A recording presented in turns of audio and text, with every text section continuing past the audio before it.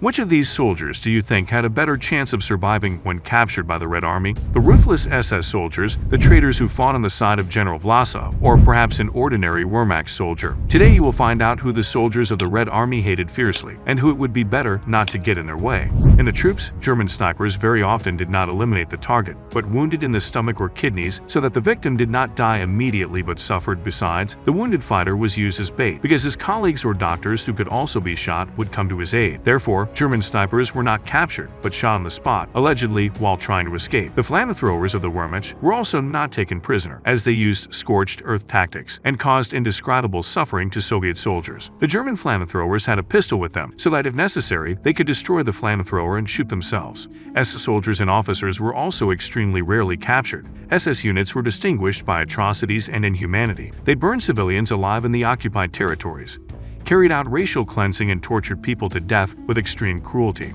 Therefore, if there was a situation when an SS man could be captured, he hastily cut off all the insignia and posed as an ordinary Wehrmacht soldier. However, almost every SS man had a tattoo of a blood group under their armpit, and the soldiers of the Red Army knew it. Hungarians, also known as Magyars, were allies of Hitler during the war and fought on the territory of the Soviet Union. They'd also tortured the civilian population, so much so that after the liberation of another village from the Hungarians, the Red Army soldiers were thrown into a cold sweat from what they saw. The surviving people said with one voice that Hungarians were worse than any German, so they were not captured often. The issue was resolved on the spot. Traitors from the Russian Liberation Army of General Vlasov were also not taken prisoner, although there were few clashes between Vlasovites and Red Army soldiers. After the surrender of Germany, most of the Vlasovites moved to the American and British occupation zone in order to avoid reprisals at home. But in accordance with the decisions of the Yalta Conference, almost all of them were handed over to the Soviet authorities. As a result, as traitors should be dealt with, the entire officers' staff of the Russian Liberation Army was executed.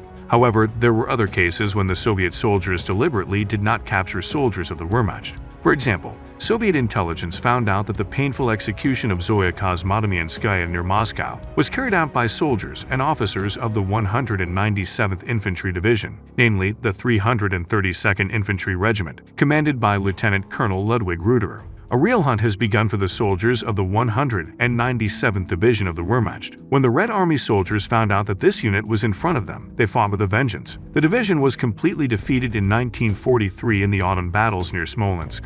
The few surviving Germans reported that of the direct participants in the execution, by the time of the defeat, several people remained alive. Among the belongings of one of the killed officers, the Red Army found 5 pictures of the execution of Kosmatomyanskaya. The commander of the 197th Division, Ehrenfried Oskar Bege, was captured by the Soviets and sentenced to 25 years. In 1955, he was handed over to the German authorities, where the general was acquitted and released.